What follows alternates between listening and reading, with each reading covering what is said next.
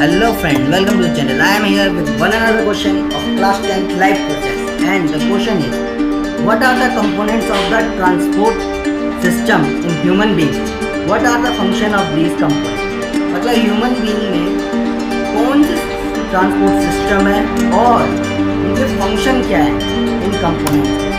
हमारे human body में तीन ही कंपोनेंट्स हैं ट्रांसपोर्टेशन की, हार्ट, ब्लड वेसल जिन्हें आर्टरीज वेन आती है, और तीसरा इसका परफेक्ट आंसर देखेंगे। There are three main components of the transport system in human being, heart, circulating blood, the blood vessel. अब इसका काम देखते हैं। The heart is responsible for pumping oxygen blood throughout the human body. It receives deoxygenated blood back from the various body parts.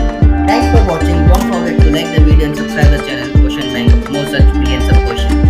If you have any doubt in any question, comment me. I will answer you within few times.